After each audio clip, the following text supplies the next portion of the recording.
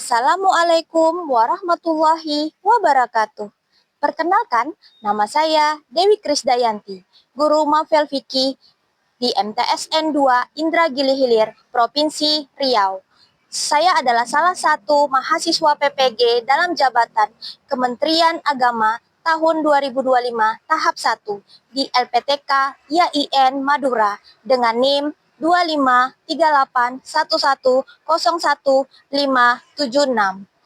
Pada pagi hari ini, Jumat 9 Mei 2025, saya akan membuat video praktek pembelajaran tentang ketentuan sholat jamak dan kasar, materi kelas 7 semester 2 tahun pelajaran 2024-2025 dengan model pembelajaran pendekatan problem basis learning atau PBL.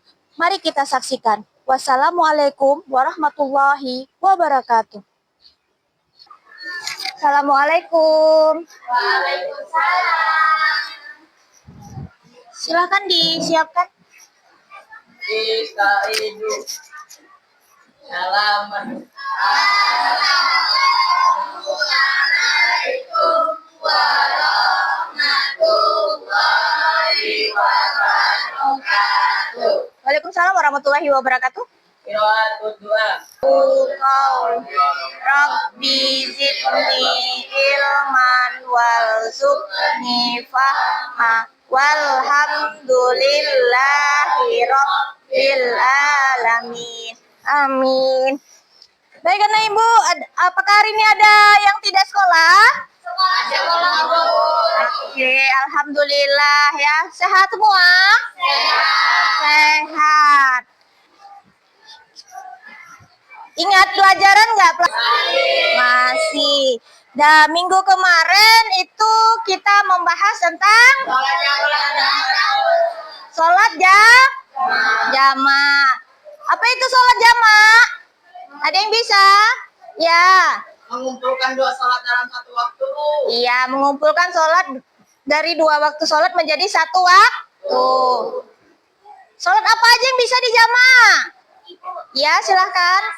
Zuhur sama asar, bagus. Berarti anak ibu masih ingat ya pelajaran kita minggu lalu. Kita lanjutkan. Hari ini kita akan mempelajari tentang ketentuan sholat jamak dan kasar. Capaian pembelajaran kita pada pagi hari ini tentang ketentuan sholat jamak dan kasar adalah peserta didik mampu memahami pengertian sholat jamak kasar, syaratnya, ketentuan sholat jamak kasar, serta dalil-dalil tentang sholat yang memperbolehkan tentang sholat jamak kasar. Tujuan pembelajaran kita di sini ada 5. Yang pertama, peserta didik dapat menjelaskan pengertian sholat jamak dan kasar. Yang kedua, peserta didik dapat mengidentifikasi kondisi-kondisi yang memperbolehkan sholat jamak dan kasar. Yang ketiga, peserta didik dapat menyebutkan tata cara pelaksanaan sholat jamak. Nah, Bu, silahkan kalian perhatikan.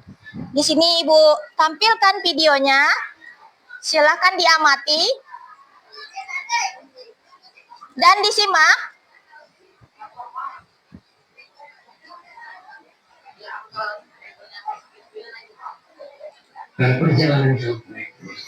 Silakan disimak videonya ya, diperhatikan untuk menjawab lembar jawabannya.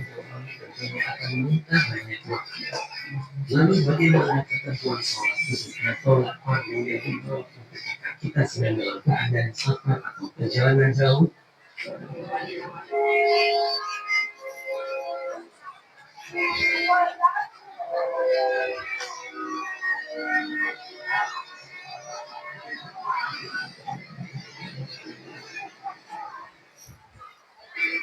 Video kali ini akan membahas mengenai ketentuan sholat jamak dan qasar. Pengertian sholat jamak adalah sholat yang dikumpulkan. Artinya dua salat fardu dikerjakan pada satu waktu. Misalnya salat zuhur dan asar dikerjakan pada waktu zuhur atau waktu asar. Jamak boleh dilakukan apabila dalam perjalanan atau musafir, dalam keadaan hujan lebat, bagi yang biasa berjamaah di masjid dan dalam keadaan sakit. Dari Anas, ia berkata, Rasulullah, apabila berangkat dalam perjalanan sebelum tergelincir matahari, maka beliau terakhirkan salat subuh ke waktu asar. Kemudian beliau turun untuk menjawab keduanya. Jika matahari telah tergelincir sebelum beliau berangkat, maka beliau salat subuh dahulu. Kemudian baru beliau naik kendaraan. Jika kita melakukan perjalanan yang jarak tempuhnya minimum sejauh 80,64 km, sholat jamaah ini terbagi menjadi dua, jamaah takdim dan jamaah takhir dengan ketentuan sebagaimana berikut. Sholat jamaah takdim adalah dua sholat fardu yang dikerjakan dalam satu waktu yang pertama. Misalnya sholat maghrib dan isya dikerjakan pada waktu maghrib. Adapun syarat jamaah takdim diantaranya adalah: satu, mendahulukan sholat pertama, kemudian sholat yang kedua. Dua, niat jamaah pada waktu mengerjakan sholat yang pertama. Tiga, berturut-turut antara sholat yang pertama dan yang kedua. Sedangkan sholat jamaah akhir adalah dua sholat fardu yang dikerjakan pada waktu sholat yang kedua. Misalnya sholat subuh dan sholat asar dikerjakan pada waktu sholat asar. Dan syarat sholat jamaah akhir adalah: satu, niat. Dua, masih dalam perjalanan ketika melakukan sholat jamaah akhir tersebut. Tiga, tertib.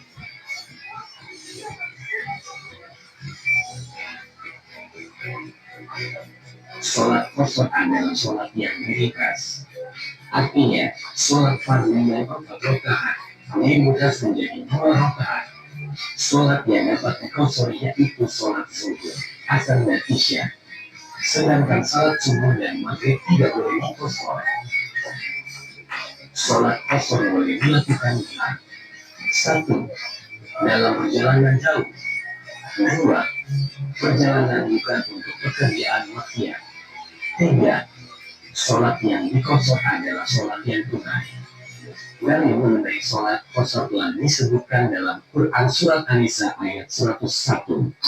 Apabila kamu berpergian di muka bumi, maka tidaklah mengapa kamu qasar sholat. Jika kamu takut diserang orang-orang kafir, sesungguhnya orang-orang kafir itu musuh yang nyata bagimu. Adapun tata cara mengerjakan sholat qasar seperti sholat biasa. Perbedaannya dalam niat, yaitu dengan niat qasar dan dikerjakan dengan meringkas sholat yang 4 rakaat menjadi 2 rakaat. Sholat qasar dapat dikerjakan dengan jamaah, asalkan disertai dengan niat qasar dan jamaah. Misalnya sholat subuh dilaksanakan sekaligus dengan sholat asar dengan cara diringkas yakni menjadi 2 rakaat untuk zuhur dan 2 rakaat untuk asar. Demikianlah pertemuan kita dalam materi tentang sholat jamaah dan qasar. Sampai jumpa lagi.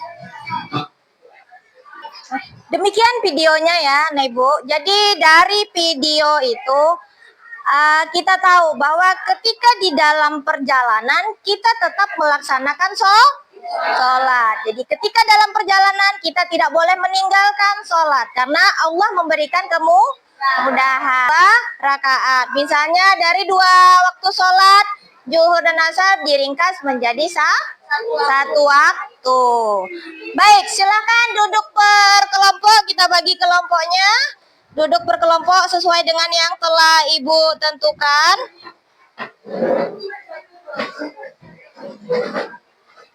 Ya. Sudah? Baik, Ibu akan bagikan tugas LKBD kita dari kelompok 1. Kelompok 1 ya. Kelompok 1. Masih, Bu. Kelompok 2. Kelompok 3,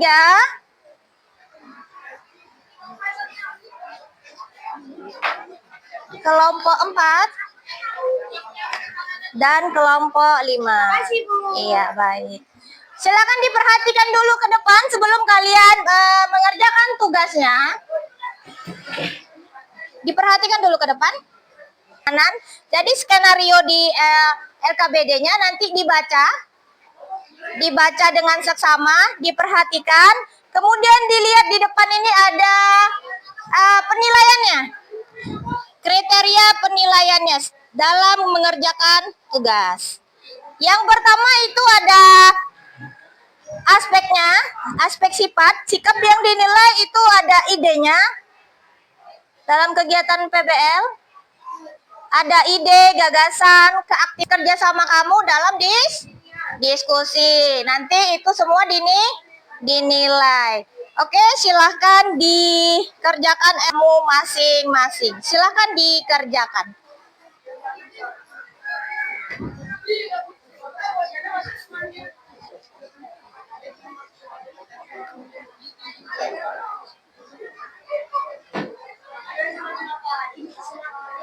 Jadi silahkan dikerjakan tugasnya di lembar LKBD-nya. Jawabannya itu bisa dibuat di belakang ya. Di lembar belakang ini ada jawabannya.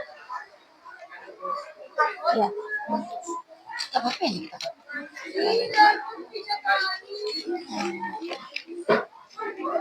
Jadi ini LKBD-nya, nanti di belakangnya ada lembar jawabannya. Silahkan dibuka di lembar jawabannya.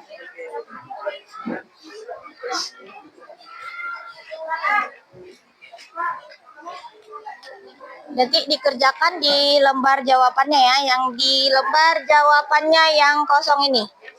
Ditulis jawabannya di bawah sesuai dengan hasil diskusi kelompok kamu ya.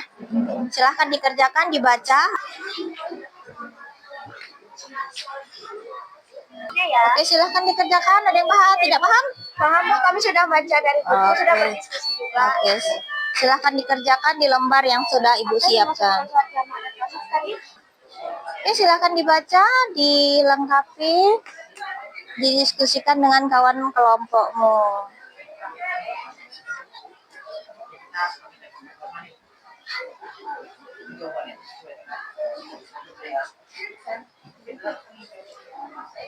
Paham?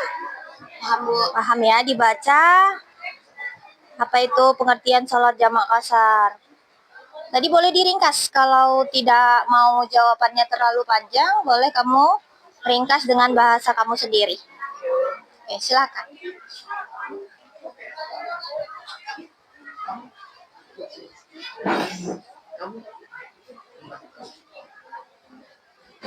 Bisa? Ada yang sulit? Tidak, Bu. Oke, silahkan dilanjutkan. Perurut kerjakannya dari nomor 1, 2, 3.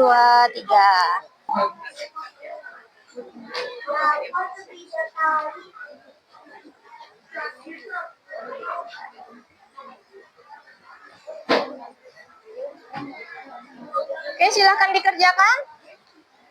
Yang tidak paham boleh angkat tangan dan bertanya.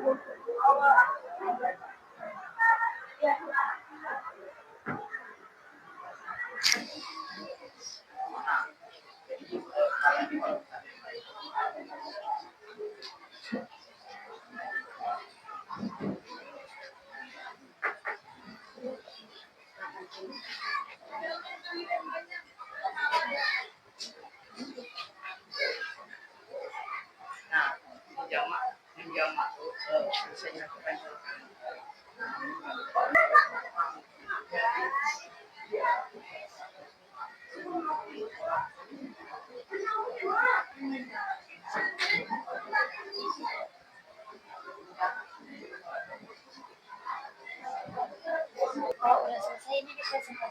Ya, kalau sudah selesai diskusinya, kamu buat kesimpulan dari kelompok kamu, dari pertanyaan di atas, kamu simpulkan, nanti jawabannya dipresentasikan ke depan, perwakilan aja, satu orang maju ke depan, baca pertanyaan yang jawabannya sudah kamu buat, terus kesimpulannya juga dibacakan ke depan. Ya, perwakilan aja nanti. Satu kelompok boleh berdua orang yang maju. Berarti kelompok yang dipresentasikan. Enggak, yang dipresentasikan nanti itu mulai pertanyaannya yang dari 1, 2, 3, dan 4. Setelah menjawab pertanyaan dari nomor 1, 2, 3, dan 4, itu kamu simpulkan menurut kelompokmu masing-masing. Iya. Kelompok 5 sudah selesai. Wes, mantap. Yang lain sudah selesai belum? Oh, sudah. Yang C ke depan. Boleh angkat tangan. Kelompok mana dulu yang mau presentasi? Assalamualaikum warahmatullahi wabarakatuh. Waalaikumsalam warahmatullahi wabarakatuh. Apa kabar teman-teman semuanya? Baik. Kalian pernah nggak sih lagi perjalanan jauh tapi tapi kan kalau kita perjalanan jauh itu susah untuk melaksanakan sholat, tapi kita tetap ingin sholat. Pernah nggak sih kalian kepikiran gimana ya supaya sholatnya bisa jadi lebih mudah? Pernah. Tentunya Islam itu memudahkan seluruh umatnya untuk melaksanakan ibadah. Nah, kebetulan yang saya sampaikan tadi berhubungan dengan materi kita kali ini, yaitu tentang kalau misalnya jamaah takdim itu menggabungkan 2 waktu sholat, kita ngerjakannya itu di sholat yang pertama. Misalnya nih contoh sholat takdim ya, contoh sholat jamaah takdim. Kalian ingin melaksanakan sholat zuhur dan sholat asar. Lalu sholat takdim ini kita melaksanakannya pada waktu sholat zuhur tadi. Kalau misalnya sholat takhir itu sama seperti yang takdim, akan tetapi waktu pengerjaannya itu pada waktu sholat asar. Lalu sholat qasar itu apa sih? Sholat qasar itu adalah meringkas waktu sholat. Misalnya kita tadi sudah menjamak antara waktu zuhur dan waktu asar. Itu kalau misalnya kita gabungkan menjadi 8 rakaat kan? Nah, tapi kalau misalnya sholat qasar ini artinya meringkas waktu sholat. Waktu sholat yang bisa diringkas itu apa aja sih? Ada apa aja, Kak? Ada zuhur, asar, dan isya. Nah, itu adalah waktu-waktu sholat yang bisa kita ringkas. Misalnya kita ingin mengerjakan sholat jamak antara sholat zuhur dan sholat asar. Harusnya 8 rakaat kan? Ya. Tapi kita bisa mengqasarnya menjadi 2 rakaat. Sholat zuhur 2 rakaat, sholat asar 2 rakaat. Sekian presentasi dari kelompok 5. Kami mengucapkan terima kasih. Wassalamualaikum warahmatullahi wabarakatuh. Waalaikumsalam warahmatullahi wabarakatuh. Opus buat kelompok 5. Sama jawaban.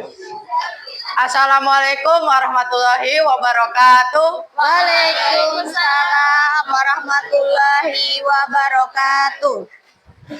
Mungkin sebagian dari kalian masih belum familiar dengan yang namanya sholat jamak dan qasar. Nah, apa sih itu sholat jamak dan qasar?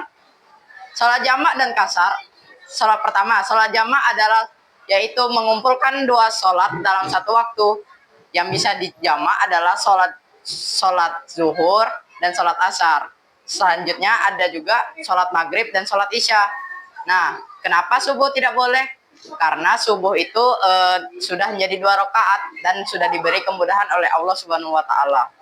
Nah, tujuan dari menjamak sholat dan mengqasar sholat adalah untuk memudahkan bagi umat Islam yang mengalami kondisi tertentu seperti sedang dalam kondisi sakit atau dalam perjalanan jauh. Nah, sedangkan sholat qasar adalah yaitu meringkas sholat. Misalnya meringkas sholat zuhur, yaitu meringkas sholatnya menjadi 2 rakaat. Sholat yang bisa dikasar adalah sholat zuhur, sholat asar, dan sholat isya.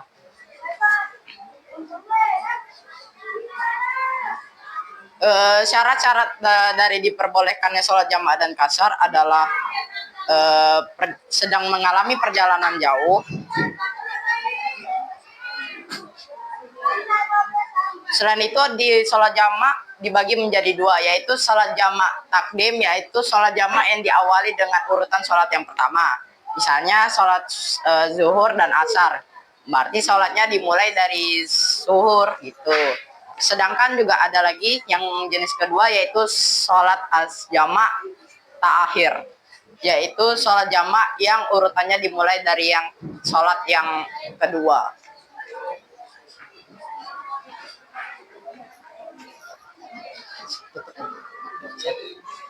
Jadi dibacakan hasil kesimpulan dari kelompoknya. Kesimpulannya adalah syariat Islam memberikan ruksa sholat Jumat dan qashar sebagai wujud kasih sayang Allah Subhanahu wa taala apabila umat Islam sedang mengalami kesusahan atau dalam kondisi tertentu. Keringan ini bertujuan untuk memudahkan pelaksanaan ibadah tanpa memberatkan umat Islam.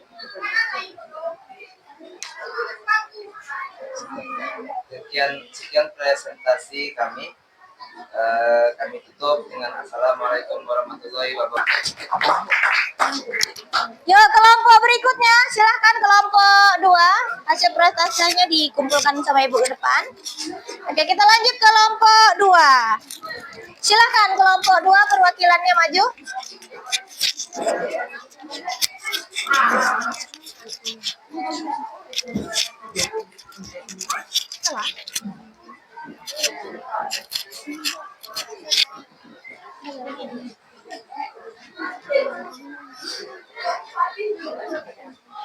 Yuk, silakan dipresentasikan hasil dari kelompok 2. Assalamualaikum warahmatullahi wabarakatuh. Waalaikumsalam warahmatullahi wabarakatuh. Di sini ada yang tahu nggak syarat-syarat sholat jamak dan qashar? Nah, syarat jamak pertama, melakukan perjalanan jauh, safar atau safar yang menurut mayoritas ulama berjarak sekitar 80-90 km atau lebih. Kedua, ada uzur syar'i yang membolehkan seperti sakit, hujan lebat, atau takut untuk kondisi tertentu. Ketiga, untuk jamak takdim, sholat kedua harus dikerjakan segera setelah selesai sholat pertama mualat. Waktu sholat pertama masih masuk ketika memulai sholat pertama. Nah, syarat qashar pertama, melakukan perjalanan jauh atau safar yang memenuhi batasan jarak seperti di atas. Kedua, tujuan perjalanan bukan untuk melakukan kelompok 2. Assalamualaikum warahmatullahi wabarakatuh. Waalaikumsalam warahmatullahi wabarakatuh. Ya, aplaus buat kelompok 2. Ya, kelompok berikutnya ingin presentasi kelompok. Waalaikumsalam warahmatullahi wabarakatuh. Kami dari kelompok 3 akan mempresentasikan tentang hasil diskusi kami. Apa yang Syarat sholat qashar, syarat utamanya adalah sabar. Dalam surat An-Nisa ayat 101 yang memberikan keringanan mengqashar sholat dalam perjalanan. Tujuan perjalanan juga tidak boleh untuk maksiat. Kesimpulannya, Islam memberikan kemudahan dalam ibadah. Salah satunya melalui rokasah, sholat jamak dan qashar bagi musafir. Dalam kasus Ahmad dan keluarganya, perjalanan jauh yang mereka lakukan memenuhi syarat untuk menjamak dan qashar sholat. Jamak takhir qashar sebagai solusi dalam perjalanan mereka.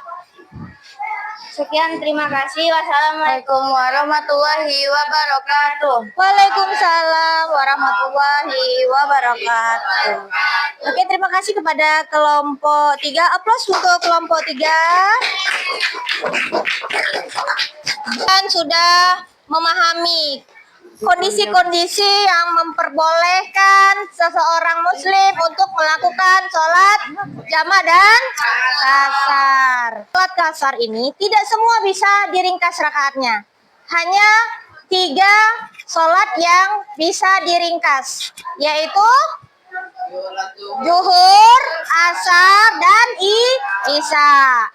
Selain itu, sholatnya tidak bisa dikasar, karena sholat yang bisa dikasar itu hanya sholat yang jumlah rakaatnya 4. Berarti sholat subuh dan maghrib bisa? Tidak. Jadi subuh dan maghrib tidak bisa, karena rakaatnya tidak 4, 2 dan 3.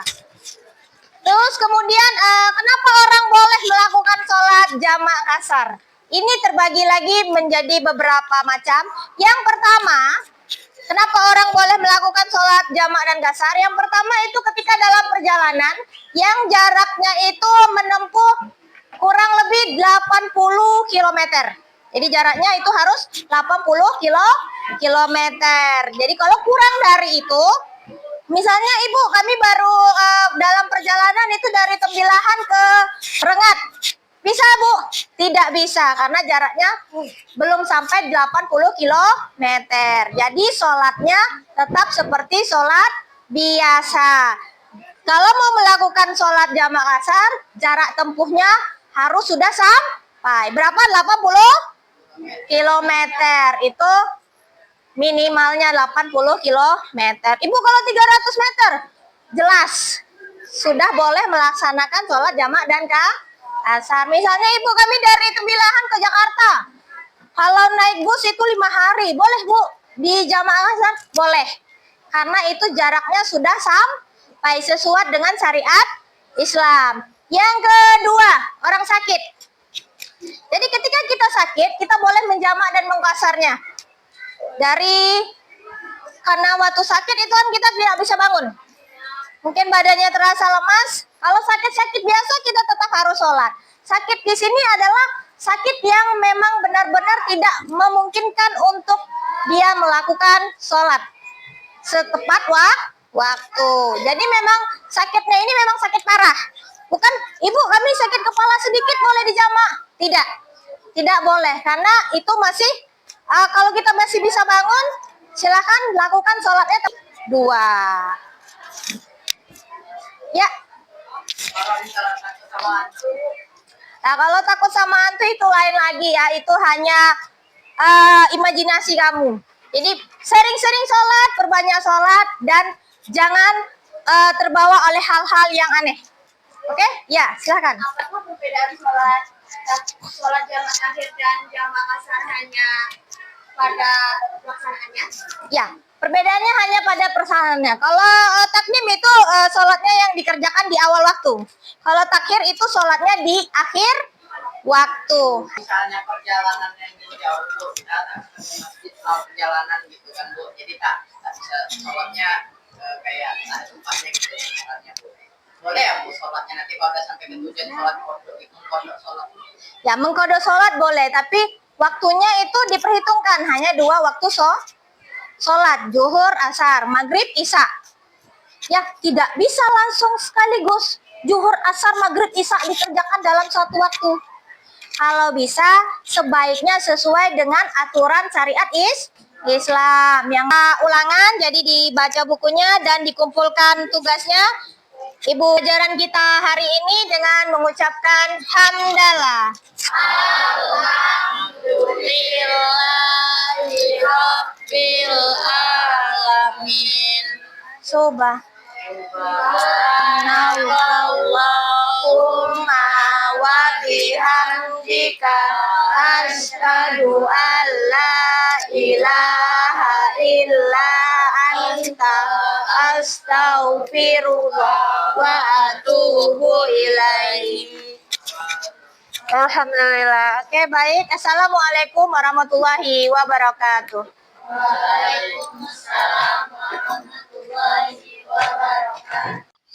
Alhamdulillahirabbil alamin. Video praktek pembelajaran saya hari ini sudah selesai. Terima kasih telah menyaksikan. Semoga bermanfaat.